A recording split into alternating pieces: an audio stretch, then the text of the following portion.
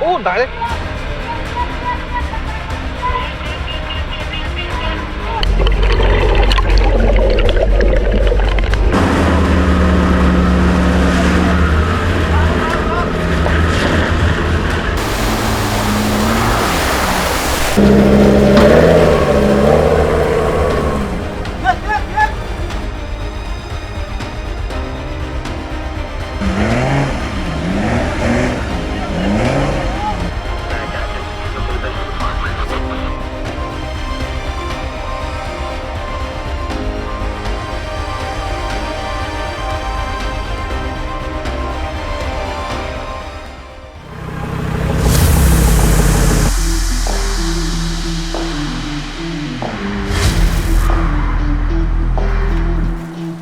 Thầy lắm miền Tà Lan này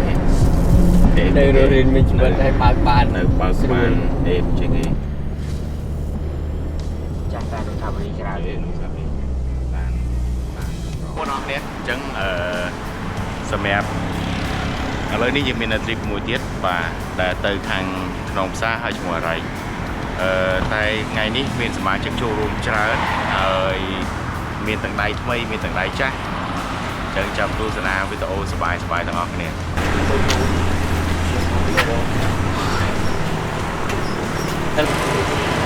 đi thì cái phòng ban sẽ làm mà nè thì mấy không phải ban một tay thì cái phòng chúng tôi có đi chúng ta cùng mày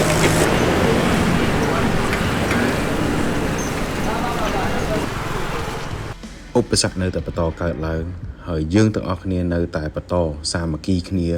ពុះពីរកឧបសគ្គទាំងអស់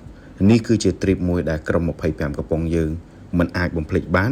ហើយក៏ជាវីដេអូ clip មួយដែលបងប្អូនទាំងអស់គ្នាកំពុងតែតឹងរង់ចាំសូមស្វាគមន៍មកកាន់វីដេអូ challenge បាទក្នុងផ្សារអរ៉ៃ trip ទាំងអស់គ្នាឥឡូវបងប្អូនយើងរៀបចំចេញដំណើរបាទឡានមកខ្លះនៅខ្វះខ្លះចឹងឲ្យទៅតាមក្រួយទេជួបគ្នាតាមផ្លូវ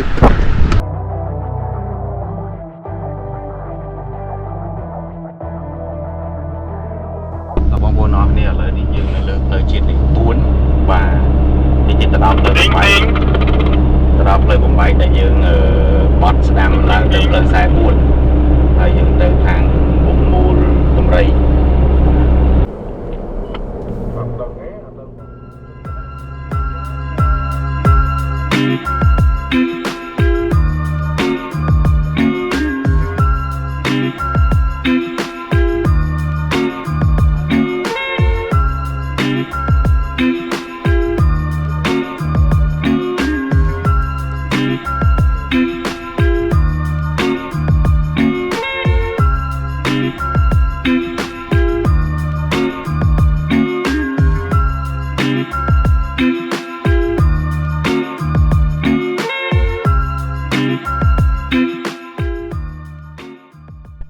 បាទស្រីបងប្អូនអរគ្នាឥឡូវយើងបានមកដល់ដំបងមូលតម្រៃដែលនៅក្នុងស្តុកអូរ៉ាល់បាទជុំគ្នាដើម្បីហូប breakfast ទាំងអស់គ្នាអញ្ចឹងឡានបានមកជុំគ្នាទាំងអស់បាទអញ្ចឹងមាន Land Cruiser GR Jeep 2គ្រឿង Gladiator មានអាខ្ទីងរបស់យើងមាន Land Cruiser 79 សេរី 2 គ្រឿង Chimney 2 គ្រឿង F150 Raptor R 1 គ្រឿងហើយជាមួយនឹង Ford Ranger អាសេរីថ្មី 2 គ្រឿងអូខេចឹងសតឡានស្មាត់ហើយក៏ដូចជាឡានទំនើបផងដែរអរគុណ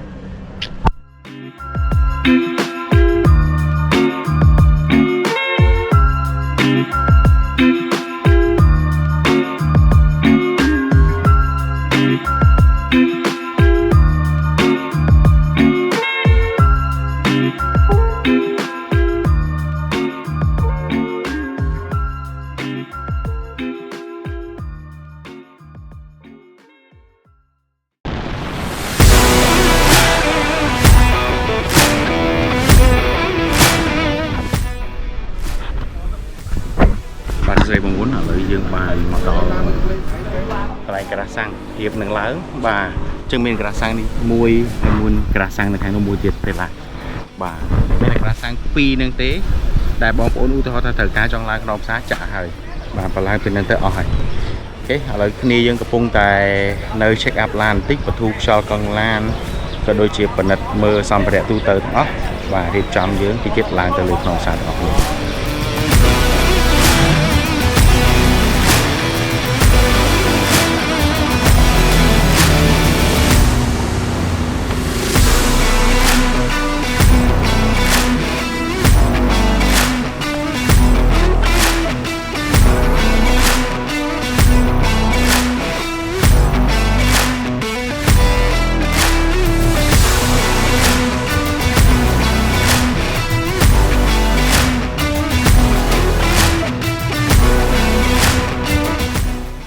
ចឹងបងប្អូនអរគ្នាមុននឹងយើងឡើងក្នុងផ្សារឥឡូវនេះគេមាន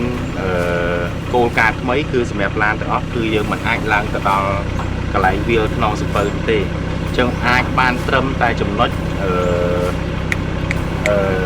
ដានក្នុងព្រះបាទកន្លែងដើមស្រល់នោះណាហើយមុននឹងបងប្អូនអញ្ជើញឡើងគប្បីត្រូវចូលមកស្នាក់ការដើម្បីបំពេញនៅឈ្មោះនៅលេខទូរស័ព្ទដើម្បីឲ្យបងគាត់ខាងវិទ្យានរៈហ្នឹងគាត់មានព័ត៌មានគ្រប់គ្រាន់ បាទអានេះបើ in case អីគាត់អាចតំណែងយើងបានអូខេអញ្ចឹងឥឡូវក្រុមរបស់ខ្ញុំទាំងអស់គ្នាហ្នឹងគឺមកបំពេញឈ្មោះទាំងអស់គ្នា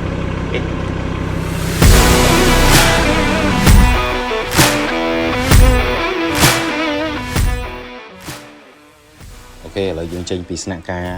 បាទឈ្មោះឡើងទៅក្នុងផ្សារតែបងប្អូនដូចខ្ញុំបានបញ្ជាក់ពីដើមទីកុំភ្លេចចូលទៅចុះឈ្មោះបើក្នុងករណីយើងមានការអីកើតឡើងគឺខាងឧស្សាហកម្មគាត់មាន information យើងគ្រប់គ្រាន់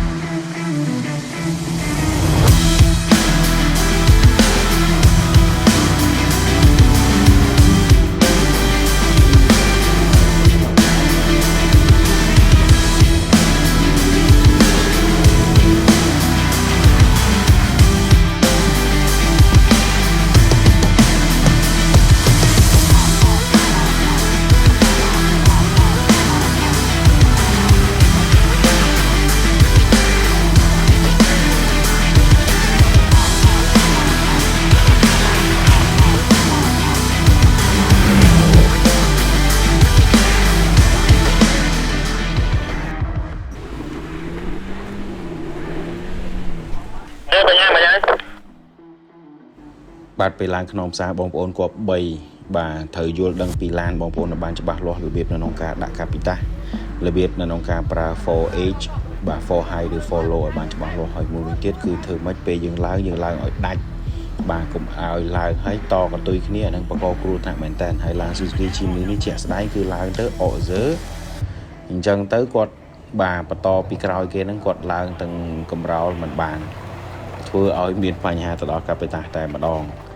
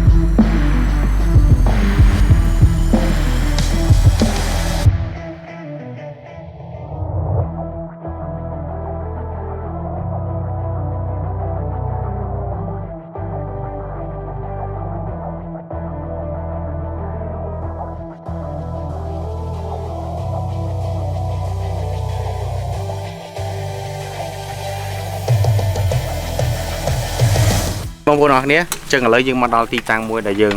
អាចសម្រាប់ maintenance ហើយបងប្អូនយើងមួយចំនួនគាត់នឹងបន្តដើរទៅហូបបាយចឹងបញ្ជាក់ជូនឡាននៅតែបន្តឡើងមកបានដដែលក៏ប៉ុន្តែកន្លែងដែលជួយចំណតឡានសូមបងប្អូនសួរនាំខាងវិទ្យារៈបានត្រឹមត្រូវបាទពីព្រោះมันអាចបើកបន្តទៅខ្នងសំពៅឬក៏កន្លែងម្ដុំដែលគេបោះតង់នោះទេចឹងគេមានទីតាំងកំណត់របស់គេត្រឹមត្រូវចឹងយើងមកលេងយើងត្រូវតែគោរពតាមអ្វីដែលបាទមន្ត្រីក៏ដូចជាសហគមន៍គេបានឯកភាពគ្នាមកដល់នេះឡានយើងបានមកដល់ទាំងអស់គ្នាដោយជោគជ័យដោយសុវត្ថិភាពបាទមិនមានបញ្ហាអីទាំងអស់ issue តិចតួចបាទឥឡូវកំពុង maintenance បន្តិចហើយបន្ទាប់ពីបាយថ្ងៃរួចយើងនឹងបន្តទៅអរ៉ៃនេះតាមផ្លូវនេះអូខេចឹងអរគុណច្រើនជួបគ្នាតាមផ្លូវទាំងអស់គ្នា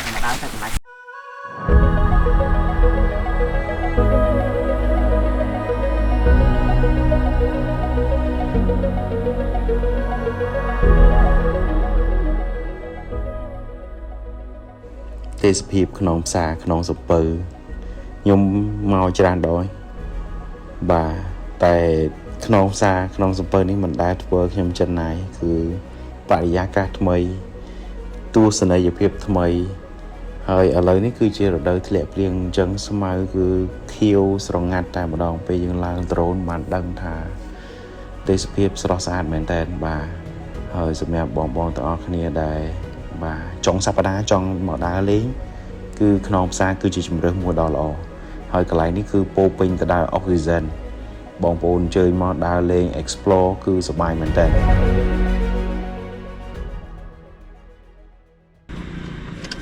បងប្អូនយើងទាំងអស់គ្នាម៉ោង 12:45 យើងវិលកង់ម៉ោង 12:45 យើងវិលកង់បាទទៅតាណាទៅមុខទៀត let's go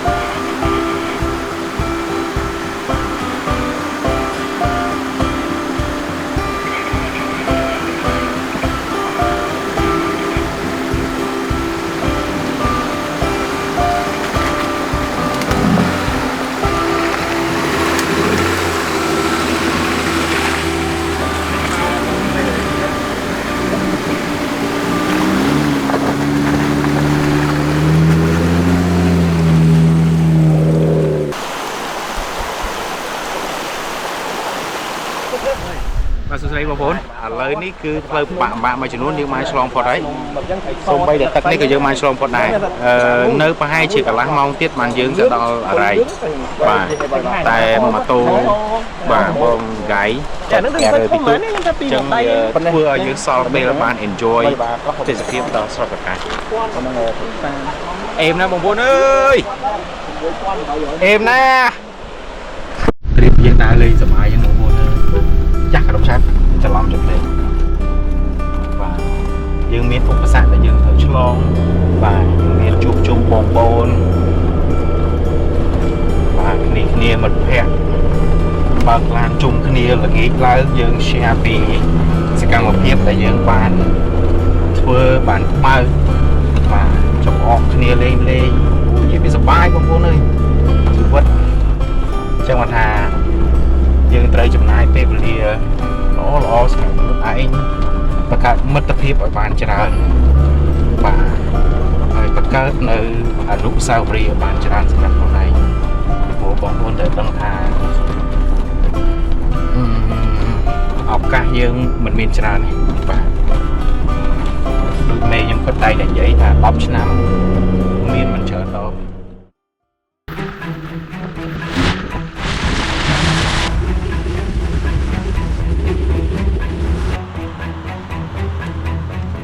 បាទមកដល់ផ្លូវតាមទៀតហើយផ្លូវនេះគឺផ្លូវដែលពិបាកផ្លូវនេះគឺផ្លូវដែលពិបាកមែនតើសម្រាប់ឡានជីមនីដែលគាត់ប្រើបានតពង2គឺឡានអាខ្ទីងយើងចាប់ផ្ដើមកន្លែងនេះធ្វើទុកបាទពីព្រោះអុកគាត់ផងត្រូវដោះឡានខ្លួនឯងផងហើយផ្លូវនេះគឺបាក់មែនតើបាទហើយជាបទពិសោធន៍ឧទាហរណ៍ថាបងប្អូនបើកទៅជាប់បាទក៏ប៉ុណ្ណឹងកុំប្រឹងជន់ទៀតពីព្រោះរាល់ពេលដែលបងប្អូនខំប្រឹងជន់គឺឡានបងប្អូននឹងកប់ចូលនៅក្នុងភពរឹតទៅជ្រៅចឹងការដោះគឺរឹតតែពិបាកចឹងមកយើងដឹងថាយើងមិនអាចទៅមុខបានជាប់ប៉ុណ្ណាយើងឈប់យើងប្រើត្រើយដើម្បីឲ្យត្រើយអុកឲ្យផុតនៅកន្លែងកលុកដែលយើងបានខាយចូលហ្នឹងបាទបន្តប្រើហ្គាតិចឲ្យត្រើយជួយ 50% ហ្គាយើងជួយ 50% បាទតែខ្ញុំសូមប្រសាត្រើយមែនតើគឺសាហាវហ្មងបាទសណ្ដោងទាំងឡានអាខ្ទីងហើយអាខ្ទីងទីឡានខាងក្រោយមកមួយទៀតអូសាហាវមែនតើបាទត្រើយមួយហើយមកជួយនេះខ្ញុំដាក់ជាមួយនឹងស្បកកង់ប្រភេទ Venom Swamping MT Material គឺយកមកតេស្តជូនបងប្អូនដើម្បីឲ្យដឹងពីគុណភាពបាទឲ្យដឹងពីសមត្ថភាពនៃស្បកកង់ហើយសម្រាប់ឡាន Martin គាត់ប្រើជាប្រភេទស្បកកង់ All Terrain មានពិបាកតិចបាទពិបាកចឹង trip មុនគាត់ថាគាត់បានប្រើត្រើយតាំងគាត់ទិញមកគឺ trip នេះគាត់បានប្រើ បាទហើយមូលហេតុដែលពីមុនគាត់បានប្រើដោយសារតែមានការបាទគាត់ឲ្យផ្ដាច់ភ្លើងអញ្ចឹងត្រូវគាត់អត់ដើរគឺនេះគាត់បានប្រើឲ្យមិនគ្រប់ម្ដងសម្រាប់ Suzuki Jimny 2គ្រឿងហើយមួយគ្រឿងនេះគឺ Pop Racing បាទពួកខ្ញុំបានរៀបចំដាក់ត្រូវជូនគាត់មកជើងនេះក៏គាត់បានប្រើត្រូវដែរហើយ Suzuki Jimny គ្រឿងមួយនេះហើយគឺអត់មានធ្វើទុកអីទាំងអស់បាទគឺអេមតែម្ដងគឺតាំងពីដើមទ្រីបរហូតមកដល់ចុងទ្រីបគឺបាទទៅជាមួយគេដល់មួយគេតែម្ដង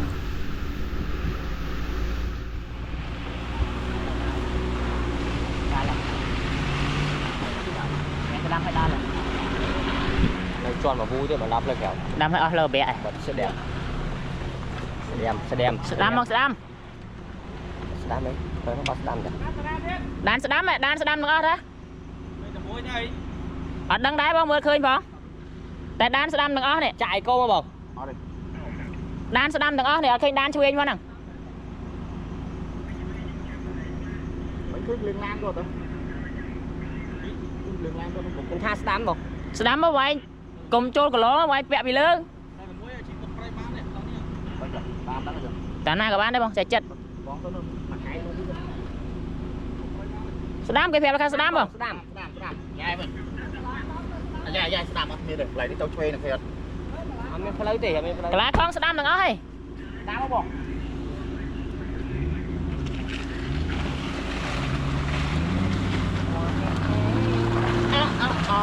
còn mà tin thôi đi tới thấy không thấy không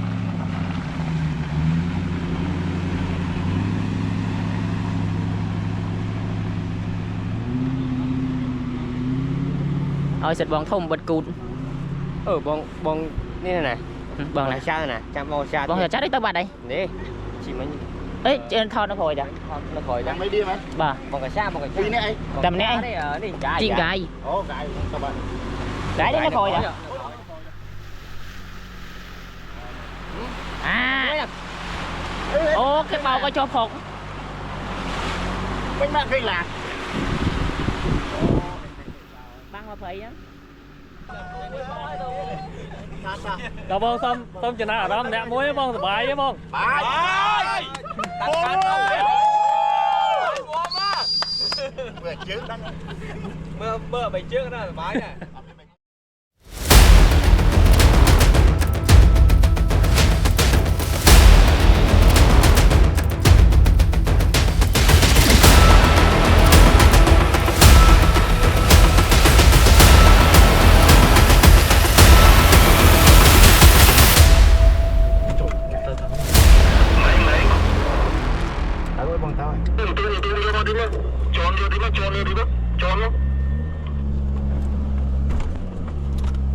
ở đấy bông lan nhưng ăn viên phẳng này bảo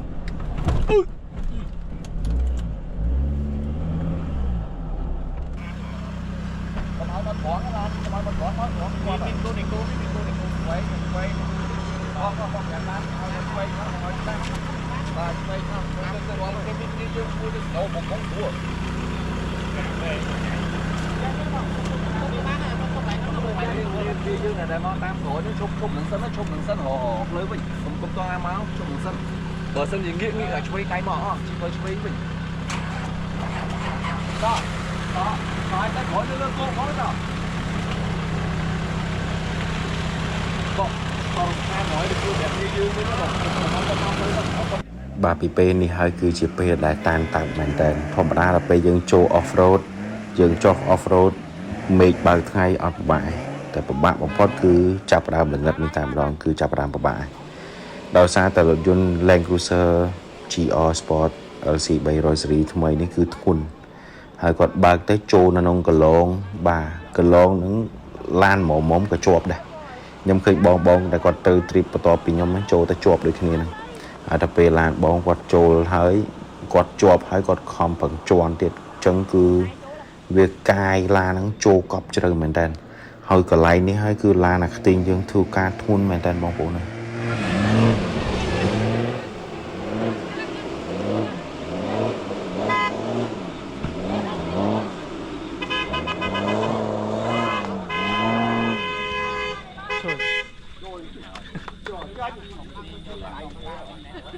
អញ្ចឹងពេលដែលល្ងិត nhôm là ní cứ chỉ tu tớiประมาณประโมสมาชิกดามใบกับอ้อยกอดมีอารมณ์ทาแพนิคบางคือกอดเนื้อจีกรมตะดาลบางจีจูตะดาลให้ประตอบปีเป้นั่งยำจับดามดักหมกดามใบอ้อยกรมต่างออกนี้จีตะตามให้จีอ้อยเถอจัวตอนมาบงยากำตอนมาบ้องกำตอนมาคืนพกนึงกำตอนมายำชมหนังเส้นบ้องกำตอนมา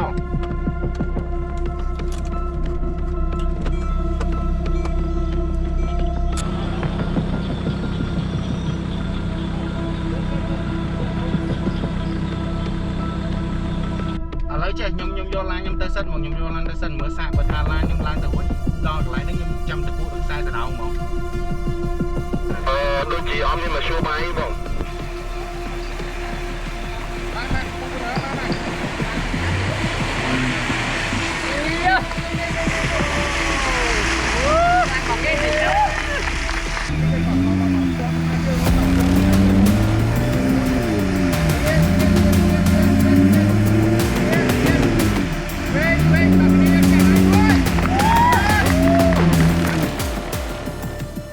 สโรเปแต่ต่างออกเนี่ยกระปุกเซเลบรตเอาไว้แต่ยังนักสมันมาดอลบานการลายบ้านตัวบ้านมองตัวบ้านยืมมาบ้านไหลตะโพนแล้วยืมชอบมาตัวยืมบ้องแต่จะจะมีมือเตยอยู่ฝ่ายไหมจำติ๊กมองยืนตลอดเลยจำมือยืนตัววิ่งสายเนี่ยนุ่งจำติ๊กผู้ยืมบ้านมาดอลตีตังมวยได้เมียนตะโอហើយទឹកអូនឹងគឺជាទីតាំងដែលយើងត្រូវឆ្លងចុងបញ្ចប់មុននឹងយើងចូលទៅដល់ទឹកដីអរ៉ៃអូនេះគឺអូចុងក្រោយបាទហើយដោយបានជំរាបជូនបងប្អូនពីដើមអញ្ចឹងគឺមុនខ្ញុំមកមួយថ្ងៃយប់គឺភ្លៀងខ្លាំងហើយជាក់ស្ដែងទៅខ្ញុំបានឲ្យកាយគាត់មកធ្វើ track គាត់មកពិនិត្យមើលផ្លូវ4ថ្ងៃមុនក៏បានសួរនាំបងទាំងអស់គ្នាដែលគាត់អញ្ជើញមកលេងបាទពីអរ៉ៃឡើងមកក្នុងផ្សារជាមួយនឹងបងគាត់អញ្ជើញមកលេងពីក្នុងសាទៅអរ៉ៃគាត់ថាអត់មានទឹកឡើងតែជាអកុសលគឺបងដែលគាត់ stand by នៅកន្លែងចិត្តអូហ្នឹងពីព្រោះកន្លែងហ្នឹងមានរោងគ្រឿងចាក់ដែលគេធ្វើផ្លូវគាត់ថាទឹកទើបទៅឡើងពីថ្ងៃមិញនោះទេហើយពេលយប់ជើងទៅដល់ហ្នឹងគឺទឹកឡើងកម្ពស់ទៅដល់2ម៉ែត្រកន្លះបងប្អូនហើយទឹកហូរទៀតបាទដែលយើងពិបាកនៅក្នុងការសម្រេចចិត្តមែនទែនហើយមួយវិញទៀតគឺបងទាំងអស់គ្នាដែលគាត់អញ្ជើញមកចូលរួមគាត់មានអារម្មណ៍ថារៀងសែតបន្តិចបាទអញ្ចឹងបានខ្ញុំថាអត់អីទេការងារទាំងអស់គឺខ្ញុំនឹងចាត់ចែងអញ្ចឹងឲ្យឡានបងចតជាជួរយើងជិះទូកឆ្លងយើងជិះជាកូនទូកមួយបាទឆ្លងទៅហើយមានខាងresort គេយកឡានមកទទួលយើងចាំស្អែកគឺខ្ញុំដោះស្រាយរឿងឡាននឹងជូន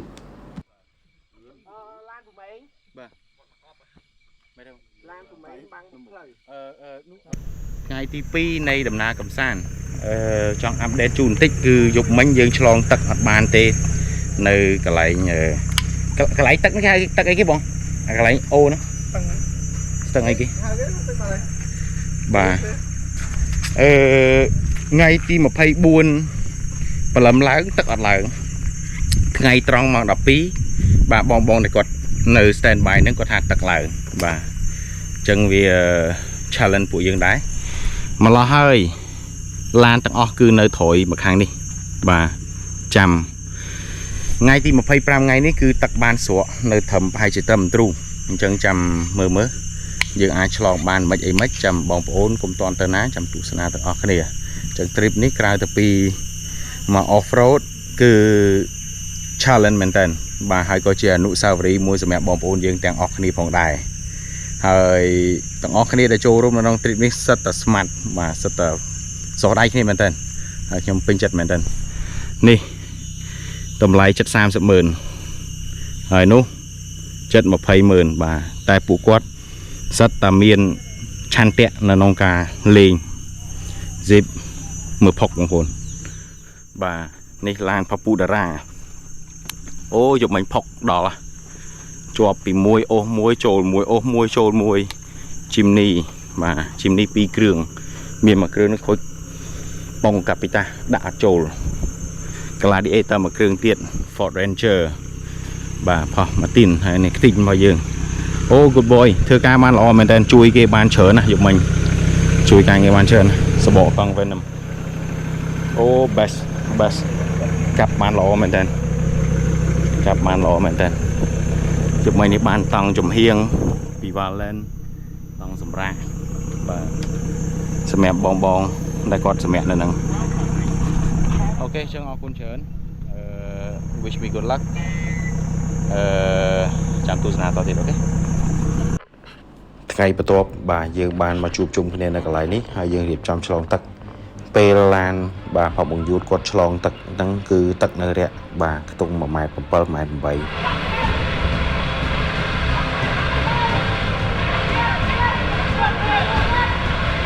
អូដែរ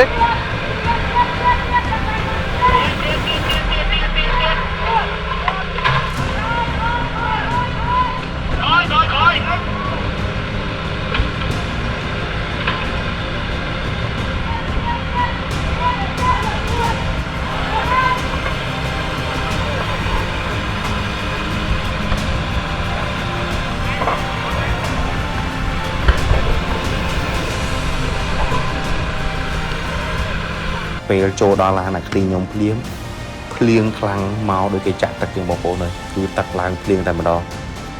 ដែលយើងមិនអាចបង្អន់គឺធ្វើម៉េចយកឡានឆ្លងឲ្យបានផុតទាំងអស់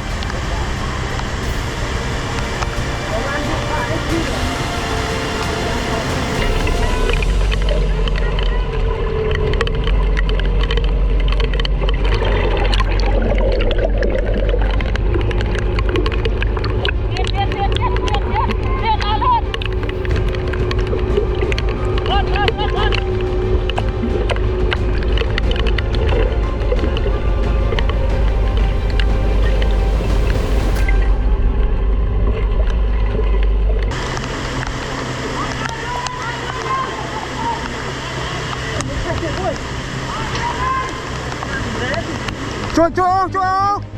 លឿនបាទសូមសរសើរទឹកចិត្តប្រជាជនខ្មែរយើងដូចឃើញបងដែលគាត់នៅនឹងជួយអូសឡានជួយទីឡានគាត់មិនមែនជាសមាជិកក្នុងក្រុមរបស់ខ្ញុំទេគាត់មានខ្លះគឺជាបាទក្រុមការងារខាងធ្វើផ្លូវដែលជាម្ចាស់អិច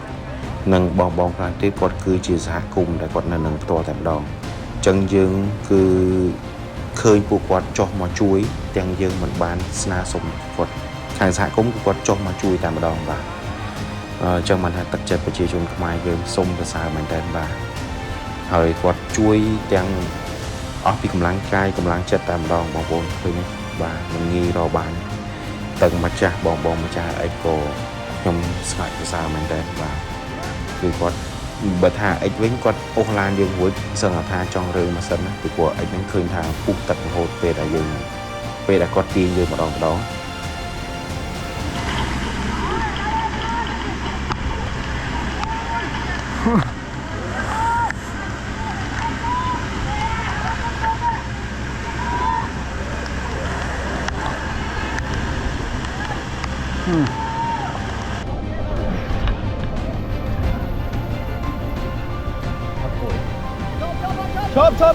ឈប់ហើយបងប្អូនឃើញស្រាប់ទឹកហូររហូតបងប្អូនទឹកហូររហូតហើយសម្រាប់ពួកខ្ញុំដែលរៀបចំឡានជាប្រភេទ overland ឬក៏នៅក្នុងកម្រិតមួយដែលមិនទាន់ដល់ hardcore off-road ពួកយើងធ្វើប៉ុណ្ណេះគឺអស្ចារ្យគឺសាហាវមែនតើបាទហើយបងដែលជាម្ចាស់ឡានមួយគឺគាត់ដាក់ចិត្តដាក់កាយគឺគាត់យកឡានមកលេងគឺគាត់មិនស្ដាយបាទហើយពួកខ្ញុំនេះក៏មិនអាចបាទទុកឡានពួកគាត់ចោលដែរគឺធ្វើម៉េចយើងមានការទទួលខុសត្រូវខ្ពស់បាទ ហ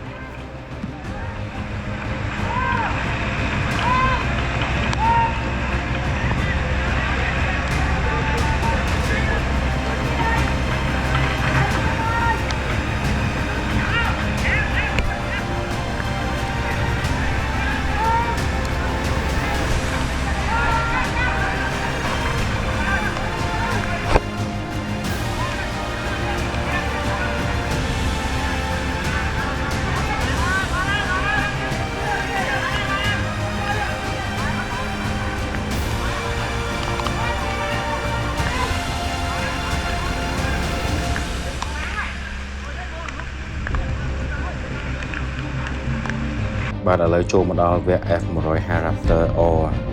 សម្រាប់ឡានដែលស្ដៅគឺមានតែ F150 Raptor O ហើយជាមួយ Land Cruiser ស៊េរីថ្មីដែលពិបាកអូសជាងគេពីព្រោះឡានហ្នឹងចំនួនថ្មីស៊េរីថ្មីពេលណាដែលយើងផលិតគឺវាអូតូឡុកតែម្ដងដោយមិនអាចដាក់អិនបានទេហើយបញ្ជាក់ជូនបងប្អូនពេលដែលយើងអូសកាត់ទឹកហ្នឹងគឺឡាន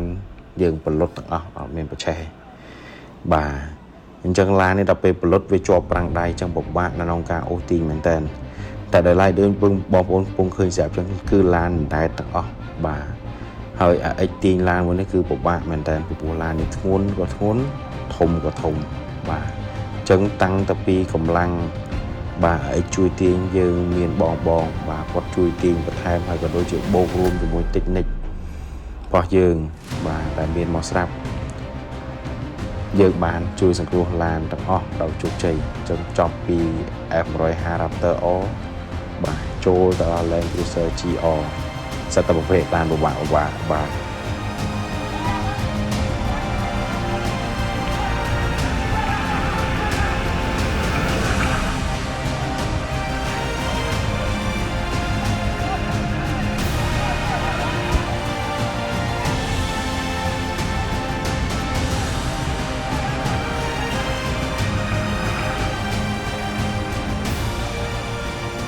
ដូចបងប្អូនបានឃើញបាទអូសមកឃើញកង់ទៅតិចតិចដោយសារតែឡានហ្នឹងវាជាប់ប្រាំងដៃបងប្អូនបាទអញ្ចឹងពិបាកក្នុងការអូសមែនតើដោយឡែកផ្លូវវាជាផ្លូវផុក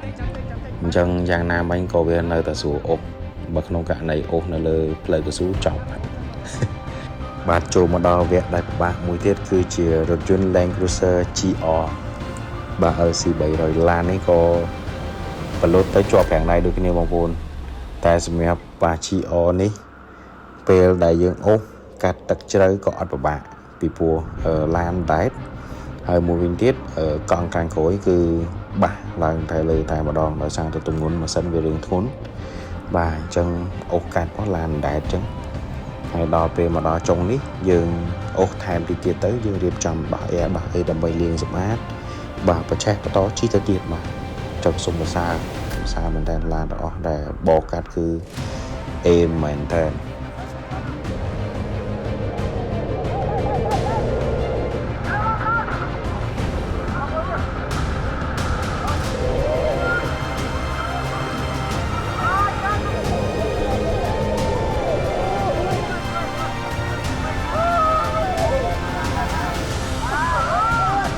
អត់អីទេអត់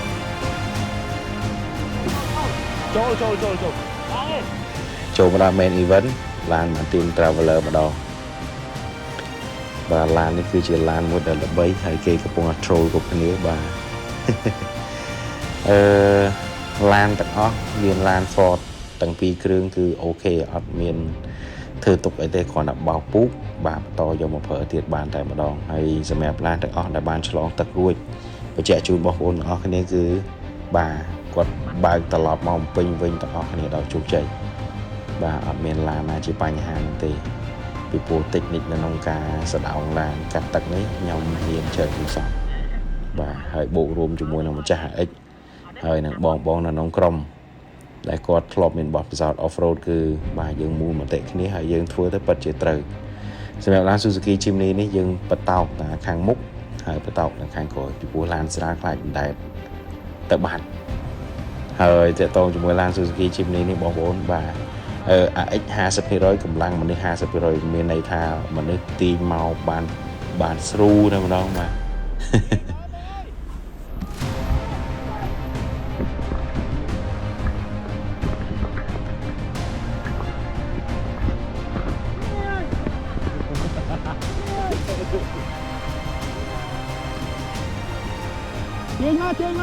បាទសូមបញ្ជាក់ជូនបងប្អូនទាំងអស់គ្នាបានជ្រាបថា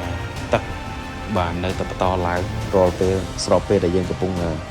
បាទឆ្លងកាត់នេះហើយភ្លៀងក៏នៅតែបន្តស្រក់បាទភ្លៀងមករហូតបងប្អូនអើយបាទរាំងតិចមកទៀតរាំងតិចមកទៀតហើយភ្លៀងខ្លាំងមែនតើហើយតំបន់ភ្នំបងប្អូនដឹងស្រាប់បាទទឹកឡើងលឿនមែនតើបាទមកដល់ឡានជីក្លាទេទៅហ្នឹងភ្លៀងម្ដងទៀតបងប្អូនបាទក៏ប៉ុន្តែអត់អីយើងធ្វើចេះទៅជោគជ័យវានៅសល់តែប្រហែលគ្រឿងទៀតទេបាទរួចចាប់ការងាររបស់យើងទាំងអស់ ហើយនេះគឺជាថ្ងៃទី2បាទអត់បានបាយថ្ងៃទេបាទមកក្រុមធំគឺនៅនឹង resort ហើយពួកខ្ញុំប្រហែលជា 4-5 នាក់បាទមកកន្លែងនេះដើម្បីដោះស្រាយបញ្ហាឡានទាំងអស់គ្នាតែម្ដងហើយនេះម្ចាស់ឡានបងប្អូន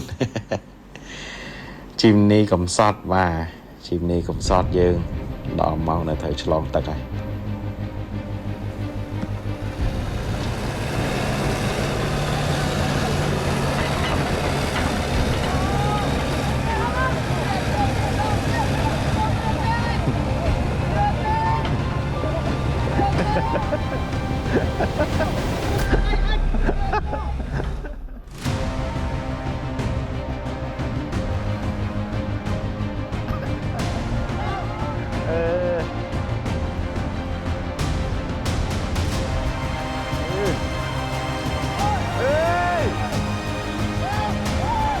ចូលណាចូលណា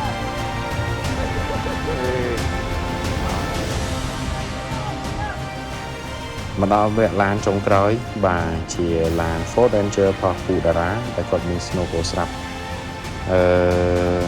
គាត់អត់បានអញ្ជើញមកទេព្រោះគាត់កន្លែងជាប់នៅ resort អញ្ចឹងយើងជួយដោះស្រាយការងារជូនគាត់តែម្ដងហើយសម្រាប់ឡាននេះគឺជាឡានចុងក្រោយហើយឡានគាត់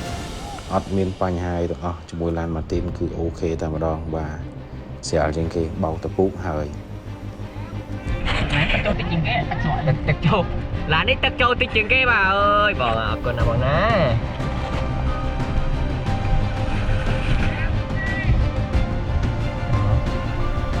ឡានមកដល់ទឹកចូលនេះ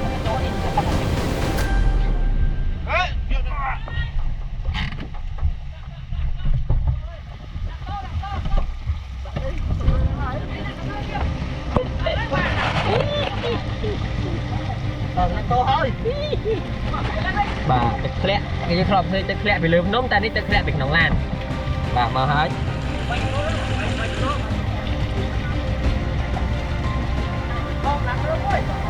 បងតម្លាក់អាក្រោយមុនតម្លាក់អាក្រោយដល់ដីទាញអាមុខចោះហ្មងអត់អីទ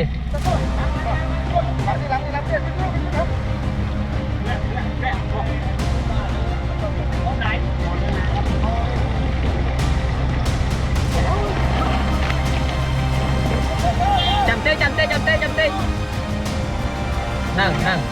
បាយចាប់ទីតម្លាក់មកបាញ់លើហើយចាប់ទីតម្លាក់យ៉ាត់ដៃបងយ៉ាត់ដៃ